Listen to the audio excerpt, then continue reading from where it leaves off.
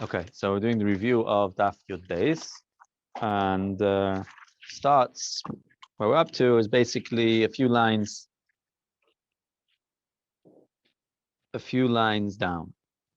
Nigma Dinner, the Gemara is Nigma Dinner. Okay, so first of all, the Gemara is just a little bit of Agadta first, which talks about different mistakes that people made, or Malachim made, when they thought they could be protected by an Ir Miklat, or the equivalent of an Ir Miklat. So first of all, it tells the story of Yoav, that when Shlomo Melech wants to kill Yoav Melech, when Shlomo Melech wants to kill Yoav and Tzeruya, so Yoav knew of the drasha me'im mizbechi tikulchan alamas v'lo me'al mizbechi, that the mizbech is koilet. So he ran and he grabbed the carnage of the mizbech, thinking that if he holds onto the horns of the mizbech, he's not going to get killed. So the Gemara says that he made two mistakes. Number one, the mistake is that the only thing which is koilet is the al mizbechi, the gag of the mizbech, and he was focused on the kronis of the mizbech. That was mistake number one. The second mistake was that it says in the past, the mizbechi, right? Mizbechi and below me al mizbechi. It's only the top of my mizbech, the mizbech of the Beis Hamikdash. And Yoav, there was no Beis Hamikdash in those days. Yoav was Typhus, according to Rashi. It's the mizbech of the Bama, which was in front of the Er Dovid, or the mizbech of Givain, according to other pshatim. But either way, it wasn't the Beis Hamikdash. So because he wasn't, so those were his two mistakes. Number one, it's only the gag of the mizbech, and he was to hold on to the kronis. Second mistake was that it's only the mizbech of the Beis Hamikdash, and he held either a bama or the mizbech of Givain, which is one of the mishkans, but the din only applies to the mizbech of the Beis Hamikdash. Rabbi says a third mistake that he made is that it's only a kohen. Avodah biyad, a kohen while he's doing avodah is kohen. That's the pashat shah in the past. While he's doing his avodah, but he wasn't a kohen. He was a zar, so therefore it's not kohen. Rish Lakish, now we have a related Gemara where Rish Lakish talks about the sorrow shel Esav. So the pasuk says when Mashiach will come, the Eibush is going to strike down the sorrow of Esav, the sorrow shel Roimi. So we learn out of Psukim that he ran to a place called Botzra. Sorrow shel Roimi ran to a place called Botzra. Pshat is that he thought that he confused Botzra with Betzer. But the kid say he ran there thinking that it was an Ir Mikla who was going to save him from HaKadosh Baruch Hu getting rid of him. So what was his mistake? Number one is that the Ir Mikla was Betzer, not Batzra, but right, Betzer without the hay, and he was going to Batzra with the hay. The second mistake that he made was it's only Ir Mikla is only Kolet Shoiging, and he was amazing. And finally, there's all the Yidden that he was responsible for killing over the generations was Mazid. And the third mistake is that it's only Kolet and Adam, a human being, he's a Malach. So that's the mistakes that Yoav made and the mistakes that sorry Shal Roimi made with regards to running away from being killed. We move on to a different topic. The Amor Ravo says, and he learns out of a pasuk that you can't bury someone in an Ir Miklat. So the Gemara asked, what do you mean? Our Mishnah says clearly, Sham Take Vurasi, allowed to bury even the Ritzeach. You can bury the Ritzeach. This is the way the Ritzeach explains the Gemara. If you can bury the Ritzeach, for sure you can bury a Levi, someone who lives in the city. So the Gemara says no. The Gemara answers Shani Ritzeach the Gali Barachman. The Ritzeach is different. The Ritzeach, that's part of his oynish. Shamtei dirasi, Shamtei misasa, Shamtei kvarasai. But someone who lives there taka cannot be buried there. And lahar that even the Ritzeach is not buried there permanently, because he goes out when the Klein Gadol dies. His body is taken out, but only the Ritzeach is buried there. That's the first one piece. Then we discussed the Mishnah, which says Kshem Sheir Koilat is the Tchum also is Koilat, and the Gemara asks Akash from a Brayso, which learns from the pasuk of Yasha Bab Babale B'Tchum that you're not allowed to live in the Tchum. So it's a stira. In the Mishnah we say the Tchum is Koilat, and over here we have a Brayso which says the Tchum is not Koilat. Sabai says no, you're making a big mistake. The Mishnah is talking about being koilat. Taka the tchum is koilat, but the Bryce over here which says that you can't be in the tchum is referring to living there. L'chatchila, you're not allowed to live. It's not mutter to live in the tchum. The Gemara asks Akasha, what do you mean? We have a Bryce which says no one's allowed to live in the tchum. So the Gemara answers that Taka even a Levi is not allowed in the tchum. Well, depends what you're talking about. The pasuk, the din, sorry, and Einos and Sada Migrash is only talking about above ground. But underneath the ground, you taka mitzadat, you do mitzadat, and a Levi, for example, would taka be able to live in the mechilas, in the caves underneath the the tunnels underneath the tchum. But the pasuk of the Yasher Babavle Bitchum teaches me that the Ritzech is not allowed to live anywhere in the Tchum, even in the tunnel. So it comes out that the Tchum is taka koilet, but you're not allowed to live in the Tchum. No one's allowed to live above ground because of the Enes and Sada Migrush. They're nothing to do with din ir miklat, nothing to do with din ir Ritzech. And the Ritzech, because of the pass of the Yasher Ba, is not even allowed to live underground if it's outside of the city. It's in the Tchum. The Yasher Ba Babavle Bitchum. Okay, so now we discussed the Ritzech who leaves what happens if a Ritzech leaves the Tchum? So we know the Tchum is Koile, but what happens if he leaves the Tchum? So the Mishnah recorded in Makkos Rabbi Kiva. Rabbi Yisroel says that it's a mitzvah biyad goy ladam and everyone else has the right to kill. Rabbi Kiva says, no, there's no mitzvah for the goy ladam to kill. The goy ladam can kill and everyone else is not allowed to kill. Chayovin or ain't chayovin, but they're not allowed to kill. So now we bring a brayso which basically says the same thing. Just we learn out of psukim. Berotza goy ladam is ritzech tells me there's a mitzvah for the goy ladam. If there's no goy ladam, everyone else can kill. That's Rabbi Yisroel. Rabbi Kiva says that the goy ladam has the right to kill, but it's no mitzvah, and everyone else is taka not allowed to. So the Gemara taka now just discusses the reasons. What's the reason Rabbi Yisroel who says it's a mitzvah for the goy ladam to kill? So we say because it doesn't say imrotzach, right? If he kills this and this is the din, it says v'rotzach, which sounds like it's a mitzvah. But Kiva says no, v'rotzach can go both ways. Sometimes it means rishos, sometimes it means mitzvah, sometimes it means this is what you should do. But if he really wanted to be clear and he wanted to tell me that there's a mitzvah for the goy ladam to kill, it would say yirtzach. And since it doesn't say yirtzach, we're left with v'rotzach being a rishos. So now we have an Amoiro who seems to say neither like Rabbi Yisroel or Rabbi Kiva. Rabbi Yisroel and Rabbi Kiva both agree that the goy ladam is allowed to kill. The question is whether it's a mitzvah.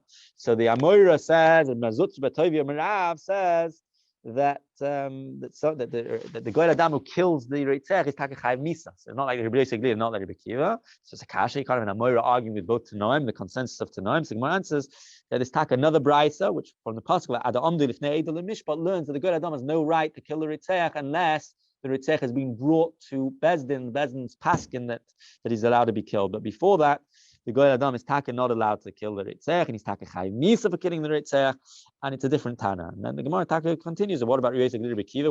How do they deal with the pasuk Ad Omdi Lifnei Eidol Mishpat? So that's taka another. It's used for something else. It's used for this din that even if a Bezdin sees somebody killing, nothing to do with Ritzech b'shoigeg. The Bezdin sees somebody killing, they can't kill him, even though the 23 dayanim, because they need nasa dayan. The aid can't become a dayan. The kids from this pasuk we learn that Ad Sheyam Beis Nachi has to go to another Bezdin. Okay, so now there's a discussion about Mezid and Shoigeg. Meaning, when we said a Ritzech, the Mishnah doesn't say exactly. The Mishnah just says Ritzech Sheyatza Chutz L'Tchum, not the goy ladam is the goy ladam is allowed to kill or a mitzvah, but is it b'shoigeg or b'mezid? In other words, is it only if he goes up b'mezid or also b'shoigeg? So here we have a brayso which says that from the lashon Yotza Yetzi, the double lashon, we learn it's not just b'mezid but also b'shoigeg. We don't need to say one will be b'mezid, but it says both b'shoigeg. The Gemara asks a kasha, then the brayso says otherwise. The brayso says that b'shoigeg he just goes back into galus. It's not allowed to be killed by the goy ladam. So we answer it's taka 2-9. And they're arguing about whether the Dibur Torah Kadashim and the Adam or not. If Dibur Torah Kadashim and the Adam, then Yotza Yetzi doesn't teach me anything. It's a normal way of talking. And if Loi Dibur Torah Kadashim and the Adam, then we learn something from Yotza Yetzi. The double lashon from Yotza Yetzi, we taka learn that Shoigeg also is chayev misa. In other words, the goy ladam can kill him. And Abai taka says that I've got a choice between these two braysos. In this case, mistaber the Dibur Torah Kadashim and the Adam because it's very. There's a kal v'chleim about it. If somebody kills b'shoigeg, he goes to galus. So you're going to tell me, you kill b'shoigeg, you go to galus. But if you leave the city b'shoigeg, you're going to be chayiv misa b'yad goy ladam. That can't be. It's therefore mistabrik man nom Dibur Torah Kadashim that's takar halacha. That it's only if you leave b'mezid, not b'shoigeg. Now we go into a different discussion about a father who killed a son. Father killed his son. Father killed his son. Does a brother become a goy ladam? At least that's the understanding of Shaharik that the son can become a goy ladam, and the son is allowed to kill the father to avenge the blood of his brother. The Gemara asks Sakasha that we see in another brayso. That's one brayso. The other brayso says the son can't kill the father. So the Gemara originally thought to say that one's basically one's Rabbi Kiva. If you hold it's a mitzvah biyad goy ladam, so the mitzvah of the goy ladam killing the father overrides any sort of responsibility he has towards his father, mitzvah kibbud over aim. If it's rishus, so then why should the rishus override the mitzvah of kibbud over aim, and therefore he's not allowed to kill? The Gemara challenges that and says no. We've got a brayso or a mishnah which says Tana Rabbi Shmuel, sorry, yeah, right? So we said that there's a klal gadol, the son never becomes a agent, a shliach, to either kill his father, to punish his father, or anything like that. And it's not toloi in the machlokes between Rabbi Yosef and Rabbi Kiva. It's a blanket din. And the reason is because we have a special giloi of the pasuk by Mesis that there it says lo yisachmo v'lo yisachasta, that we learn that you don't have rachmanas. But otherwise, the son is not allowed to mix in. His son is not allowed to kill his father. He's not allowed to harm his father because of kibbutz avim, even though the father is chayav. The son can't be the shliach to mete out the justice. So therefore, we're back to the original question. In other words, how can you say the benoi nasa lo yigol adam? In other words, besides for the steer between the brises, which is not really an issue because we can say it's different opinions, but ultimately, besvara, there's a problem that the ben can't become a shliach to harm his father. So how do we understand the pshat in the brisa which says that benoi is nas l'yigol adam? So the answer is you're reading it wrong. Benoi nas l'yigol adam doesn't mean the son of the hoyreg, of the ritzeach. It means the son of the nerag, meaning the grandson of the father. And as Rashi explains, there's no chiyuv kibbutz avim by a grandson, or at least there isn't a proper chiyuv of kibbutz avim by a grandson, and therefore the grandson can kill his father. And the brisa which says ein b'nai nas l'yigol adam is talking about the actual son, is actually talking about the brother who taka is not allowed to, according to all opinions. So that is the sugya of the first sugya relating to the last mishnah. Now we move on to a new mishnah, the bottom of the Yud Beis Amud Aleph, which is regarding to an ilon. So what's the discussion? The discussion is like this: the previous mishnah said that the tchum is kailut. Even if you're in the tchum, kailut. But outside the tchum, so the god adam has the right to kill. The question is, what happens if you have a tree which is partially within the tchum, partially without? The ikar, the trunk of the tree, is inside, the knife is outside, or the other way around. The trunk of the tree is outside the tchum, and the branches are inside. And the guy is standing by the trunk. So do we say, or the guy standing by the branches? How do we determine this tree? So the Mishnah says, and the way we understand the Mishnah at this stage, the original understanding of the Mishnah is that it doesn't matter where the guy is by the tree. We go both to the branches. The branches are outside. The entire tree is considered outside, and the god adam has the right to kill the ritzech even though he's inside, and vice versa. If the ritzech is outside, but since the branches are inside, he's going to be protected, even though the ritzech might say his body is outside of the tchum, but because the branches of the tree are inside, and he's by the trunk, so the whole tree gets schlepped after the branches. That's how we understand the Mishnah. The Gemara asks a stira from a Mishnah in Ma'aseh Sheni, which says that no, it all depends, right? That when it comes to defining what's Yerushalayim, eating dinner Ma'aseh Sheni, about eating Ma'aseh Sheni, being paid the Ma'aseh Sheni, is it considered inside Yerushalayim, outside Yerushalayim? The Mishnah in Ma'aseh Sheni says clearly that no, it all goes basa where the person is. If he's inside the wall, then it's Yerushalayim. If he's outside, it doesn't matter. The fact that half the tree is here, half the tree is there. If he's by the part of the tree which is within the wall, he's considered in Yerushalayim. Outside, he's outside. So how do we answer it? So the Gemara's first answer is to say that it all depends on that you're making a false equation, meaning you're asking a kasha from Ma'aseh Sheni, but Ma'aseh Sheni and Ir Mikla is two different dinim. Ma'aseh Sheni taka goes based on where he is, but Ir Mikla goes basar the noiv because the dira tol rachmana. The whole idea of Ir Mikla is that you need to live in a certain place, and where do you usually live? By the branches, and therefore even if you're not by the branches, it's considered as if you're where the branches are, and therefore if the branches are outside, you're outside. The branches are inside, you're inside. That's the Gemara's original teretz. Then the Gemara says doesn't like that teretz because ultimately we have a stira within Ma'aseh Sheni. The Mishnah in Maseches Maisros says the Tanya, we've already, it's a Mishnah in Maseches Maisros says a klal,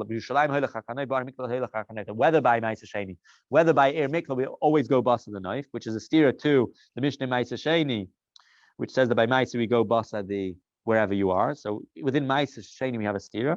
So Rav kind of says therefore we've got another way of answering, because since we have to deal with Ma'aseh Sheni itself anyway, we say that there's a difference in Rabbi Yehuda Rabban. Rabbi Yehuda, we know in the brisa someone else says when they get to Ma'aseh Sheni that you go basa the knife.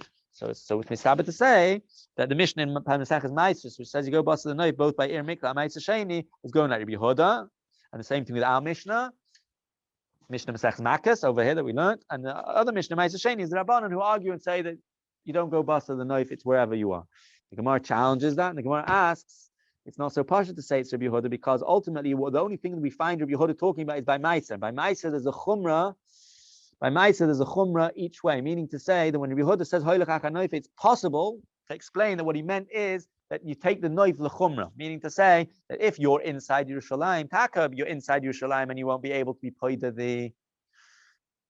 standing by the trunk, you won't be able to be paid to the Ma'aser Sheni anymore, but you also won't be able to eat the Ma'aser Sheni because the knife is outside. In other words, he's just saying, give you the chumrah of the knife, and not the kula. He's never going to tell you that you go bust the knife l'kula. Similarly, the other way around, if you're outside Yerushalayim and the trunk is outside Yerushalayim, the branches are inside Yerushalayim, he gives you the chumrah to say that you can't be paida, but you also can't eat because the Ma'aser is outside. So that's all I see from the Brayso, which says Rabbi Yehuda said, go you say bust the knife.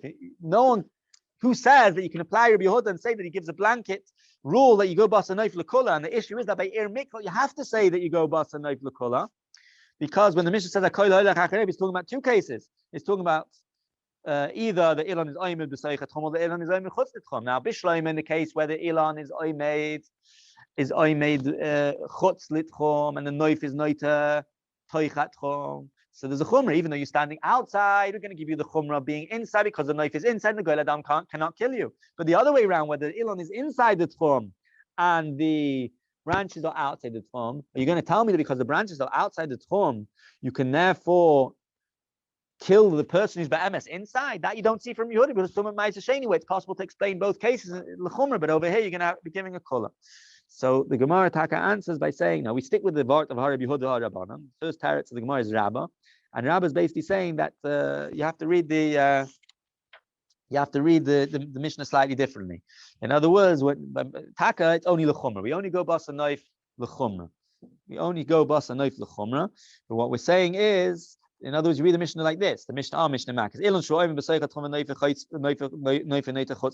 ilan is inside the tchum and the branches are outside the tchum, so then taka. So let's start the other way around. Yeah.